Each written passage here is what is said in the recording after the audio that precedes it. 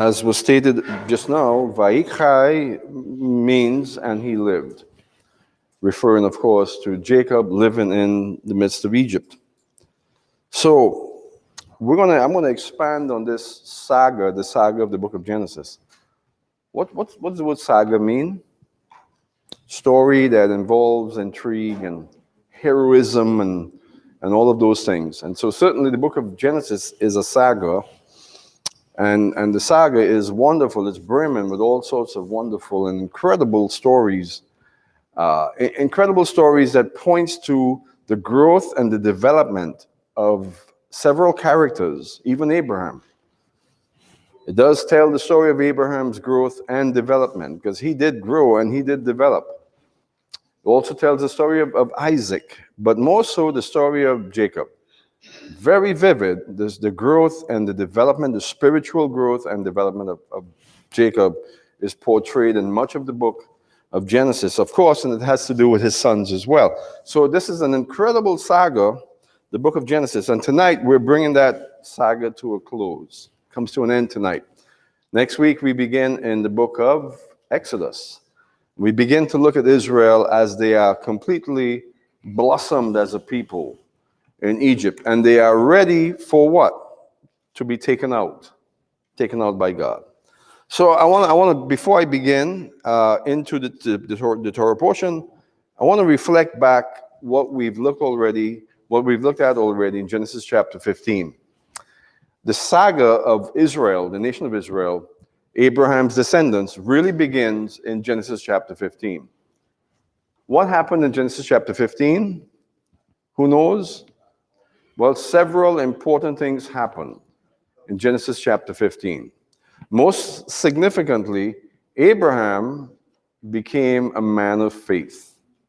Not that he wasn't a man of faith before that, but it was on that particular night that God took him outside and said, "Look at the stars. Your descendants will be as numerous as the stars of heaven." And there, for the first time, Abraham believed God. I mean, he believed him before. Of course, he obeyed God when God said, "Go to the land that I will show you." But here, Abraham really trusted God's word. And it was here in Genesis chapter 15 that faith, that moment of belief and confidence. Now, what is the New Testament definition of faith that we find in the book of Hebrews? Who knows it? Faith is the assurance of things hoped for and the evidence of things not yet seen. So faith is actually the evidence. So you receive the evidence, the conviction, I should say, of what will occur, and that comes from God. But we must initiate that process with conviction to believe, determination to believe. So Abraham had a determination to believe God, given to him by God, and it was quickened in him and became faith. And as a result of that, Abraham became righteous. That's what it says. The Hebrew word for righteous also means justified. And you know that in the New Testament context, the word justified is a very important word. What does the word justify mean in the New Testament? What is the application given to that New Testament nomenclature? Justified. Salvation. Many times in a Christian context, when we talk about justification or salvation, we're referring to the same thing. And strictly speaking, they are the same thing. So from a certain point of view, or from a New Testament point of view, Abraham was saved. He was justified that night when he believed God. So therefore, he was justified, saved by his faith. And that's the incredible thing that happens in Genesis chapter 15. Now, Habakkuk said that the just or the righteous, the justified, shall live by faith. And that is a consistent principle throughout the Bible. And it applies to us as well. It certainly applies to me and you. The just shall live by faith. And it's something that we do. You know, the Bible tells us, the New Testament tells us, that everything we do should be done by faith. That's what Paul said. Everything we do should be done by faith. hearing from God and obeying. So in the last couple of weeks, I've been storming heaven. I've been knocking on God's door, saying, God, give me a word of faith for my children, for each of them. And when I first started praying that way, I was miffed because I didn't have a word of faith for each of them. Or at least I thought I didn't. And I began to ponder that and marinate in that consideration for a few days. And then he reminded me, sort of said, knucklehead, you do have a word of faith for each of them. Just recall the events of their lives and how you believed and what occurred in their lives. And what he said to me is, because I acted then, you have a foundation of faith to stand on now. And so that situation was cleared up for me. I'm a bit slow. He's not, I am. So Abraham believed God, and it was attributed to him as righteousness, faith. So in my case, I've been reminded of my righteousness, my justification by faith concerning my children. So now I can approach God from that basis. That God, I have a reason to believe. I have faith for each of my children, and that gives me the strength and the spiritual impetus to now approach God with confidence on their behalf. Now, none of that is on this outline, because I feel like God wants us to know the importance of, understand the importance of faith and how faith works. Faith is a dynamic, it's real. It's not something that we can call upon at will for good things such as new jobs, new homes, new spouses, new boats, new cars. Sounds ridiculous, right?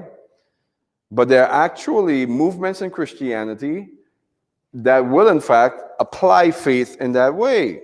With the faith movement. It's real. It's actually true. No, that's not how faith works. Faith comes from God. Does God want me to have a new car? Maybe, maybe not.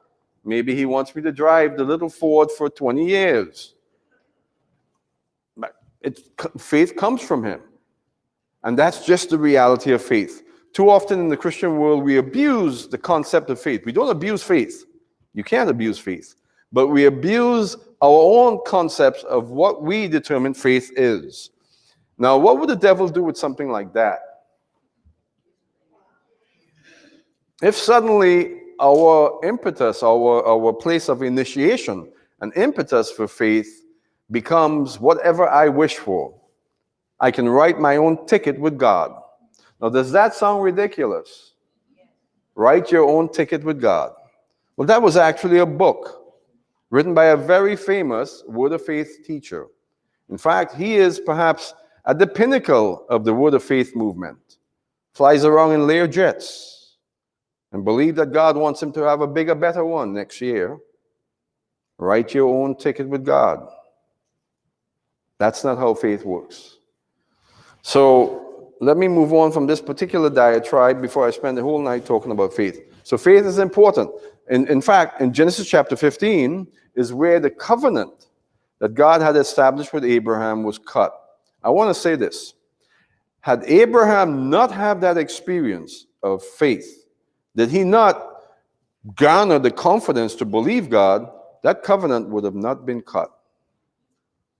And the evidence of that is in Genesis chapter 15. Because as soon as Abraham believed God, and it says it there, it was attributed to him as righteousness, the very next thing God does is what?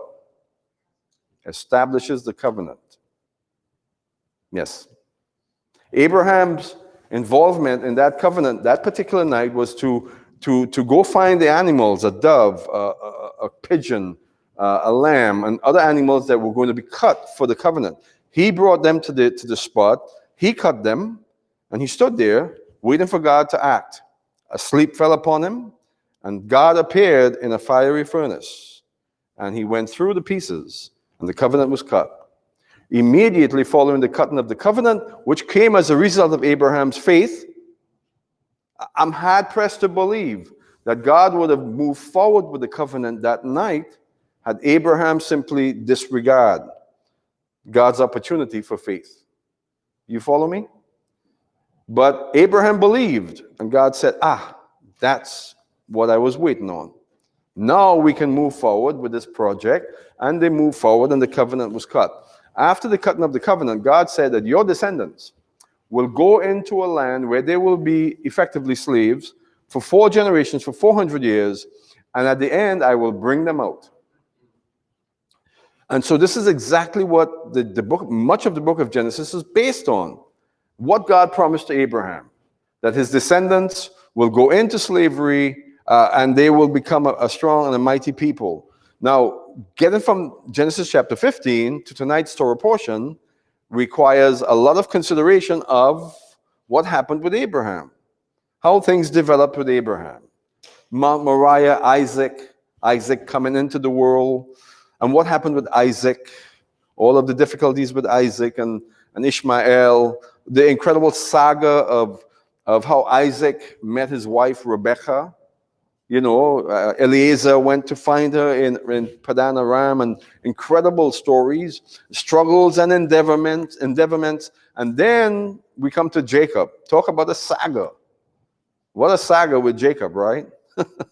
And Esau, all of the issues with Rebekah, not standing in faith, not believing God, and yet God was faithful to Jacob. Took him to Padan-Aram. He went through this 21-year process of real trials. You know, the faith of the righteous is built on the flames of affliction.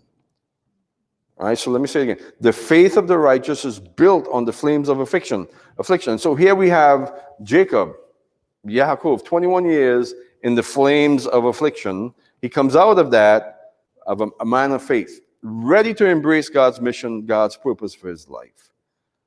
And then he comes into the land of Israel. Some more incredible things happen in regards to his sons, you know, Levi and Simeon, Reuben, Judah. What happened with Judah? Judah was a saga all by himself, right? He fell away from the righteous. He fell away from the house of Israel. Became a pagan, a practicing pagan. Engaged in paganism, temple prostitution and the works.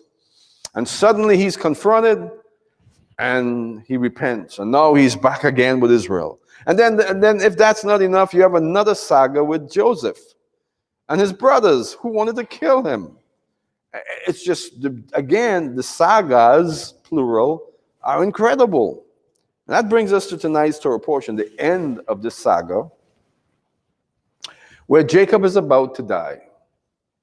He's about to go on to be with his ancestors. And that brings us to where we are tonight. Jacob, first of all, he expressed his desire to be buried in the cave of Machpelah. How many of us have been to Machpelah? Right? You've been there.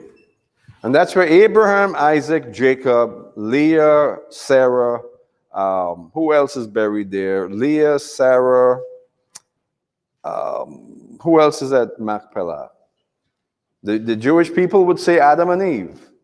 Perhaps, we don't know. The book of Yasha does illustrate for us that Adam and Eve were also buried at the cave of Machpelah. We don't know that for sure.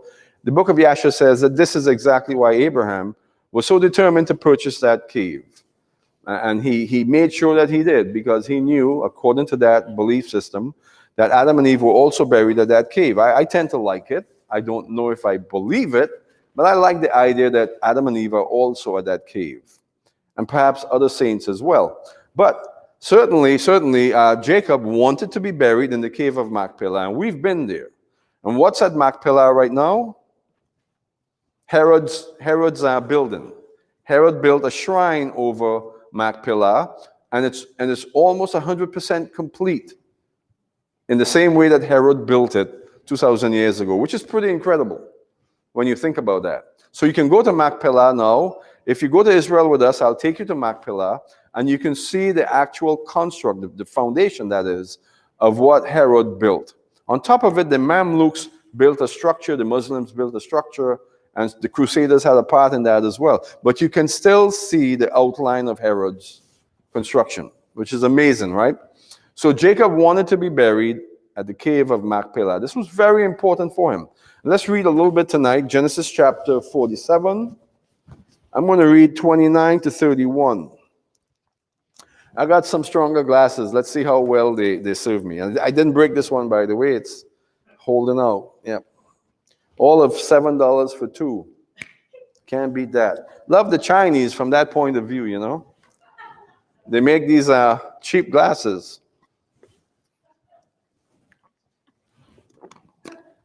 And my need for a stronger lens keeps going up and up. So here am I. All right, let's see. Genesis chapter 47, 29 to 31.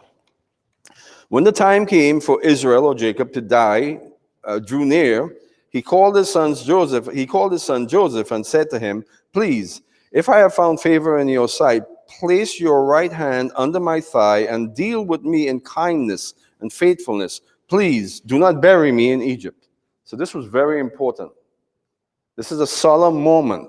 Jacob is saying, don't leave my body in this place. Jacob was appreciative of Egypt. Egypt was a wonderful place for Israel. But he knew that he did not belong there as it relates to eternity, that he belonged in the land of Israel. So he's pleading, he's calling out to Joseph for help. All right? "But when I lie down with my fathers, you shall carry me out of Egypt and bury me in their burial place." And he said, "I will do as you have said." He said, "Swear to me." So he swore to him. Then Israel bowed in worship at the head of the bed. So Israel is having this moment, this deep spiritual moment concerning going back to the land of Israel. Remember, he spent 21 years outside of the land of Israel in Padan-Aram, and it was a difficult time for him. He came back and he was extremely lifted up. That's where he had his born-again experience. Yes, Jacob had a true, legitimate, bona fide, born-again experience. He is the most vivid picture of a born-again person outside of perhaps Peter in the Bible. And Paul, of course. Paul's experience was pretty stark. But Jacob's experience of being transformed, being born again, is also pretty stark. It happens in one night, and he's transformed. So here we're seeing the passion of Jacob relative to the land of Israel. He wants to be in the land of Israel. And now let's go forward to chapter 49 now. I'm going to read 28 to 33 in regards to the same issue, same focus. Now, what happened between what we just read and what we're about to read? Well, Jacob, he called all of his sons. He's about to die, and he calls all of his sons to his bed, and he begins to prophesy over each of them. And he gave some favorable prophecy and some not so favorable prophecy. Two notable prophecies that he gave was concerning Judah and Benjamin. I want to draw your reference to that. The two notable, well, they were all notable, but the two notable prophecies that he gave concerning the land of Israel and ultimately the conquering of the land of Israel were given to Judah and to Benjamin. We read Judah's prophecy about 2 weeks ago, and it's pretty incredible, right? "Judah, you shall be a lion's whelp. The scepter shall not depart from you, nor the ruler's staff until Shiloh comes." One of the most powerful prophecies that we see in the book of Genesis, and being fulfilled right now in Messiah Jesus. But let's just read the prophecy given to Benjamin. In verse 27 of chapter 49, Benjamin is a ravenous wolf. Starts off not so good. A ravenous wolf. "In the morning he devours the prey, and in the evening he divides the spoil." Does not seem like a favorable prophecy, but it is, because it's pertaining to Benjamin's position relative to Judah. Judah is a lion's whelp. All right, we read that. Alongside Judah, you have Benjamin as the wolf, one who will devour. Devour whom? Well, the enemies of God. Those who will resist God's people.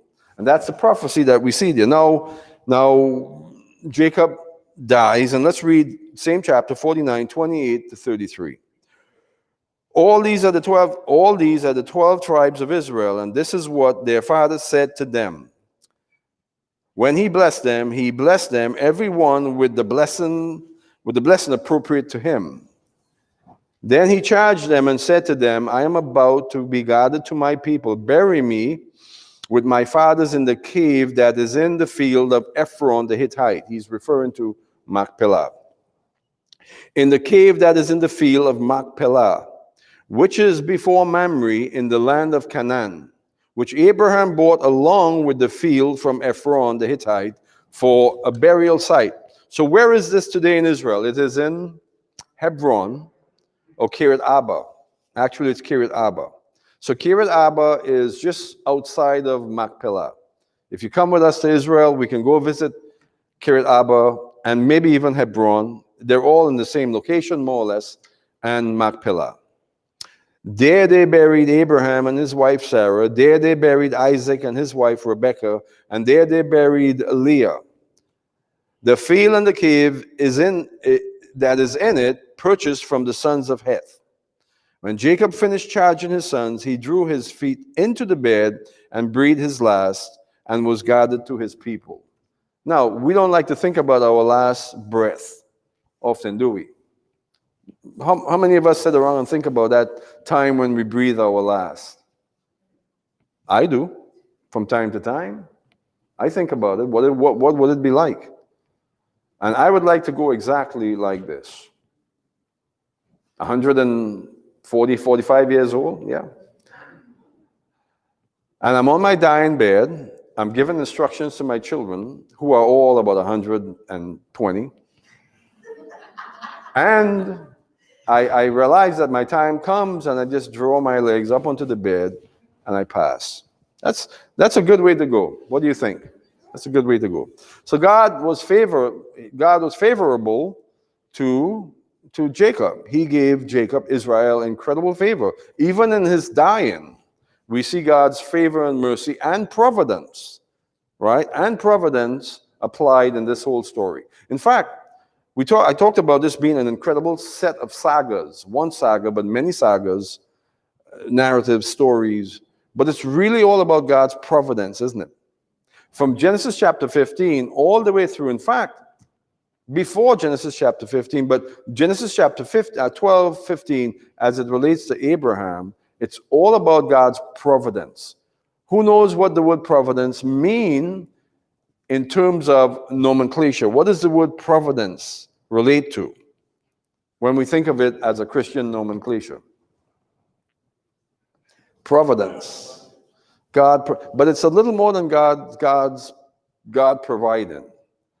The word providence, as it relates to the nomenclature providence, really points to God going way ahead of us and plowing the field, so to speak, and prepping the way for us. And that's when we think of providence, in that sense, that's what we think about. That's what we mean. Well, the book of Genesis and the story of Abraham all the way to this part of the story where we are tonight is all about providence. Because God went way ahead of Abraham. He went way ahead of Isaac and way ahead of Jacob and all of Israel to prepare the way. And that's really what providence is all about. And that's what this part of the Bible is really about. You find providence throughout the Bible. You find this reality of providence throughout the Bible. The fact that in the New Testament, Romans chapter 8, and in Ephesians chapter 1 and 2, Paul refers to us as being elect, chosen in Christ. From the world's foundation, we would believe, and the Bible says that. Well, that's providence. That's providence. Providence applies to faith. And let me share with you what I mean. I have a sense of God's provision, God's providence in my life. I see how he had gone ahead of me, preparing the way for me. I can see it very vividly. I would admonish each of us to do the same, to chart your life in such a way that you can recognize God's providence. And what does that do for you? Well, it gives you a basis for faith. If you can see so clearly God's providence in your life, how he brought you from here and he placed you here and he pointed you this way, he brought you around the other way, then you can continue to believe by faith that he will continue to lead you. So providence is associated with faith, and it should be. So we're seeing here really providence, right? Now, Let's read here in chapter 50 now, 7 to 14, where Jacob is actually buried in Machpelah. So we're going to read verse 7 all the way to 14. I got new glasses, so I can do some reading. So Joseph went up to bury his father, and with him went all of the servants of Pharaoh. Now think about that. All of the servants of Pharaoh. How important was Jacob? How important was Joseph? That all of the servants of, not just, we're going to see here, not just all of the servants of Pharaoh, but an army went with them. Chariots and men and so on. Let's read on. And elders of his household and elders of the land of Egypt, and all the household of Joseph and his brothers and his father's household, they left only their little ones and their flocks and their herds in the land of Goshen. There also went with them both chariots and horsemen, and it was a very great company. Now the word company there is only used when there is a army being assembled. So Pharaoh sent all of his servants, the elders of Egypt, and the armies of Israel, the armies of Egypt also went with this campaign, this pilgrimage. It's very much a pilgrimage, right? For the burial of Jacob. So think about what that looked like, all the way from Egypt. An army, a company, chariots, elders, servants. And they're all going before Joseph and the children of Israel, carrying Jacob into the land of Israel. Visualize what that must have looked like. When they came to the threshing floor of Atad, which is beyond the Jordan, they lamented there with a very great and powerful lamentation, and he observed 7 days of mourning for his father. So, wow. So Jacob he's covered, or maybe, I don't think they embalmed him, but 7 days. He's more than 7 days, because they traveled all the way from Egypt. So there's 7 days of mourning on the other side of the Jordan at the threshing floor of Atad. Don't know where that is, but it's east of the Jordan. So all of this army of Egypt stands there on the east side of the Jordan, and they are all mourning the death of Jacob. But what we're about to see here is that when it comes to crossing over the Jordan and taking Jacob into the land of Israel and to the cave of Machpelah, only the sons of Israel will do that. So this incredible procession comes from Egypt, an army, chariots, elders, servants of Pharaoh. It was as if Pharaoh himself went. And they paused for 7 days on the east side of the Jordan. But when the time came for Jacob to enter into the land, only his sons did. Is there something there for us? Think about it. Crossing the Jordan, entering into the land of Israel is proper Israel. It's as if Joseph knew that the Egyptians should stay out. Stay out of the land of Israel. We will take it from the Jordan in. It's as if that's the case. Let's read on. So there was this lamentation, 7 days of mourning.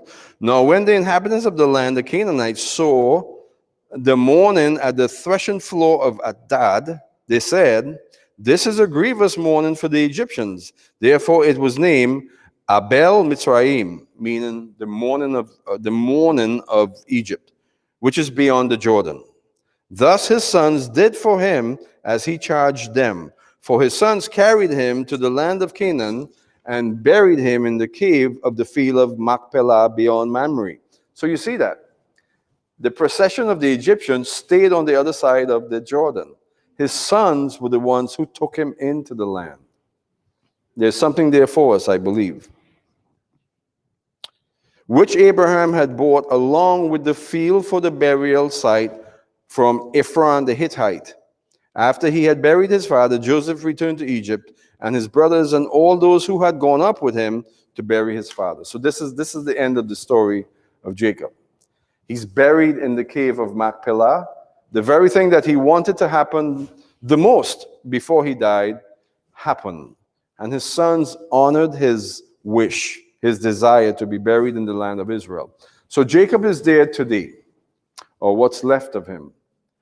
I was speaking with someone recently, and they said that when they were at Machpelah, they sort of snuck around and snuck in and looked into a cave, and they saw bones in there. I don't know if that's true. That's amazing if it's true. I have no reason to doubt him, but that's just an amazing thing that they would see actual bones at Machpelah. There are stories of people, a young girl who snuck her way in there and did see bones at the cave of Machpelah. So it's not impossible. But I would venture to say that Abraham, Isaac, maybe Adam and Eve, Abraham, Isaac, Jacob, Leah, and Rebekah are not the only people that were buried there. And that's been a burial site for many other Israelis throughout the ages. So it's a very significant site. All right, Jacob is buried there, and that's how the story ends tonight. So, also in this Torah portion, Jacob blesses the sons of Joseph. And you know the story, right? Now, it's interesting because Jacob, upon meeting Ephraim and Manasseh, who are the two sons of Joseph, requested that they would be his sons. It's interesting. Let's take a look at that reference. Yep, Jacob requested that those two boys would be his sons, but they belonged to Joseph, right? And but let's read it. Now, in chapter 48, verse 5, here now Jacob is meeting the two sons of Joseph. Now your two sons who were born to you in the land of Egypt, before I came to you in Egypt, are mine. So that's a pretty declarative statement on the part of Jacob. They're mine. He didn't ask Joseph's permission. He's saying, these boys are mine. Ephraim and Manasseh shall be mine, as Reuben and Simeon are. Now, think about it. Why did he reference Reuben and Simeon? Excuse me. Yeah, Reuben and Simeon are. Why did he reference Reuben and Simeon? Because they were the first two, right? So, in a sense, Ephraim and Manasseh are going to replace, at least for a certain in a certain point of view from Jacob, they're going to be Reuben and Simeon. Why would that be? Why would Jacob be thinking the sons of Joseph are going to receive the position of Reuben and Simeon? Which actually they did. Because Ephraim and Manasseh became leaders among the tribes of Israel. All right? So why would that be? Because Reuben and Simeon had really messed up. Really, really messed up. Of course, Reuben with his father's concubine, and Simeon when he decided that they were going to take retribution for Dinah, their sister. So, here now, Jacob makes a declarative statement. Your two sons, Ephraim and Manasseh, will be, to me, Reuben and Simeon. And the rest of the story concerning his interaction with Joseph, his two sons are as such that he blessed them. Now, what did he do? Joseph brought his two sons before him. Ephraim was the older, or Manasseh. Manasseh was the older. He brought Manasseh on his right and Ephraim on his left to present them before Jacob. And Jacob, even though he was more or less blind at that time, he switched his hand over. And the blessing that he gave went upon Ephraim, who was the younger of the two. And Joseph said, wait, no. Manasseh is the older. He gets the blessing. And what did Jacob say? No, I know, Joseph, but I'm doing this on purpose. That's why I crossed my hand, duh. And so he gave the blessing to Ephraim and secondarily to Manasseh, making the statement that Ephraim would lead Manasseh, which is exactly what happened when Ephraim and Manasseh, the half-tribe of Manasseh, who represented the blessings of Joseph. Because when you look at the tribes of Israel, you don't see Joseph represented. You don't. Who do you see? you see Ephraim and the half-tribe of Manasseh, representing one tribe of people, even though they were divided. And so Ephraim and Manasseh becomes leaders in Israel. In fact, during the time of King David, Ephraim and Manasseh occupied Samaria. That was the allotment of land that they were given, Ephraim and Manasseh. Their allotment was Samaria, which is the northern part of that mountain range. So when you look at Israel, you see a mountain range, a very distinct mountain range, which is Judea, Samaria, Jerusalem in the middle. Well, Ephraim and Manasseh was given the northern part of that mountain range, which is called Samaria, the Shomron in Hebrew. Now, Judah and Benjamin got what? The southern part of the mountain range, so which is Judea. So right there you see the most important tribes in Israel, which is Ephraim, Manasseh, Judah, and Benjamin. They take possession of the most important part of the land of Israel, which is that mountain range, Judea and Samaria.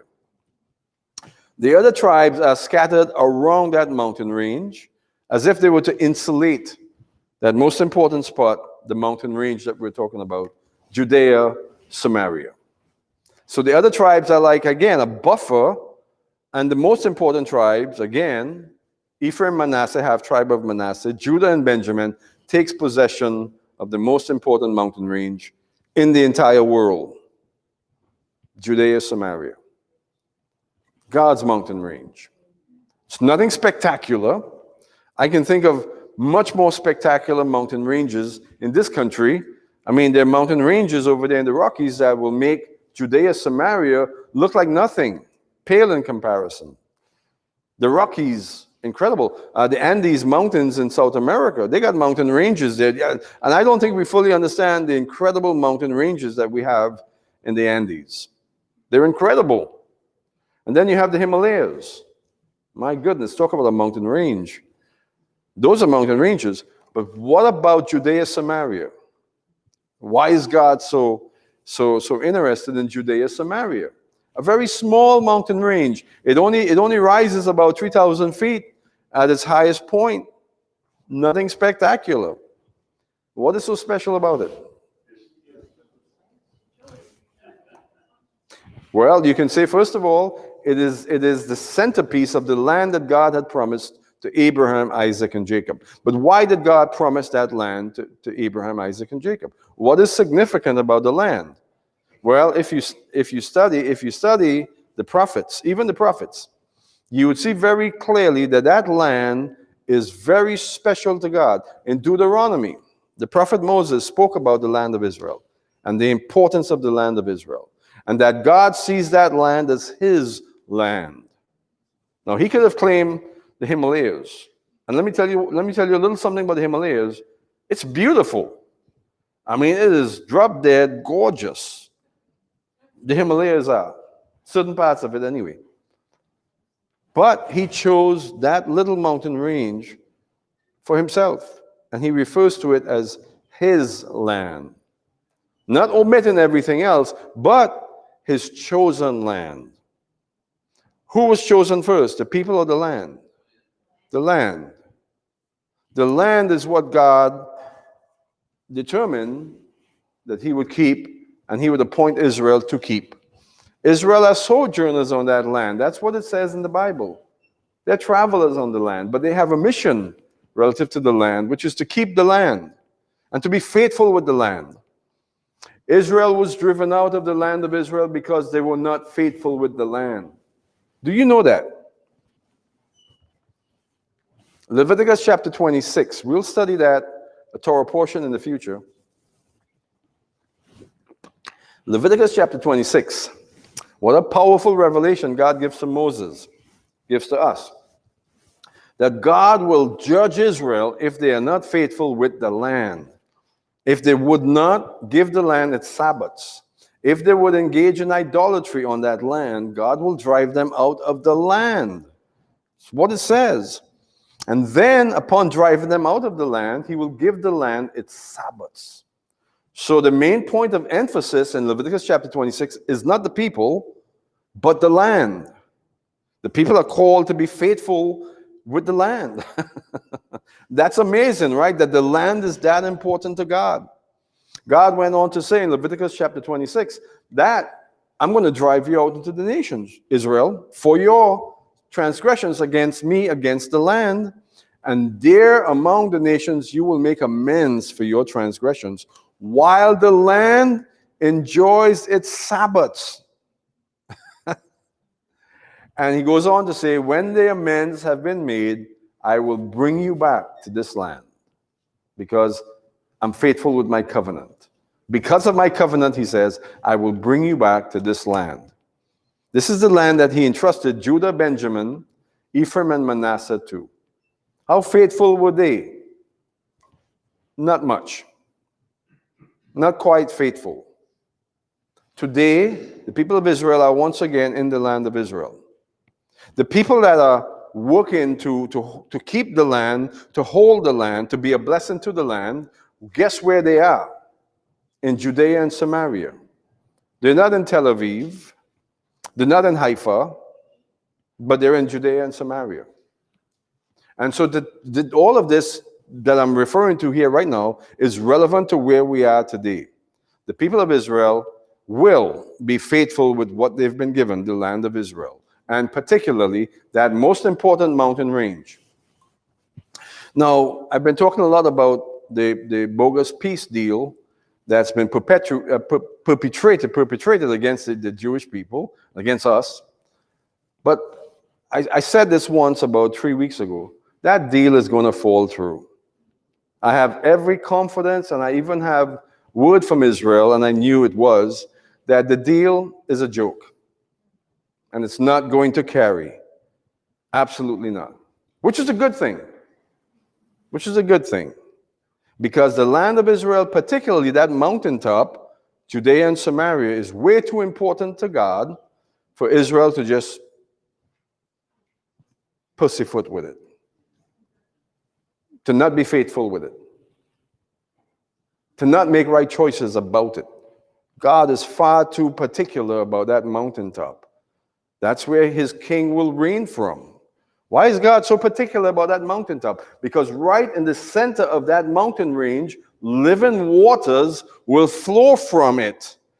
From Jerusalem, which is right in the center of this most important mountain range, living waters will flow, symbolic of the life that God will send into this world and bring this world back from certain death. That's one of the reasons that land is symbolic.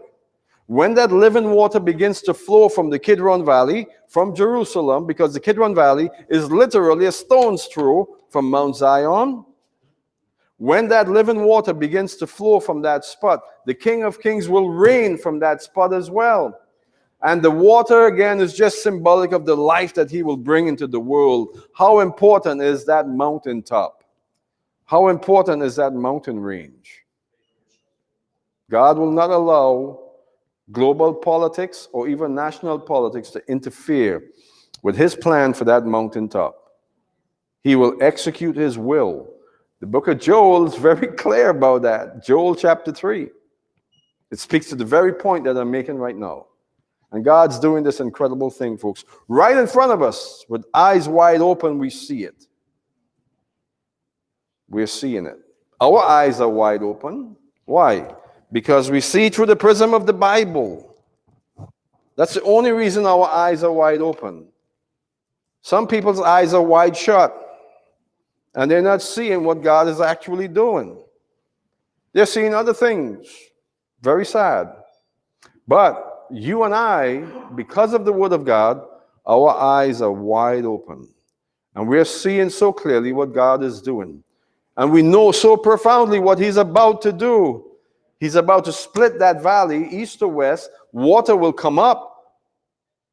And who knows how high it would go. But we know where it goes.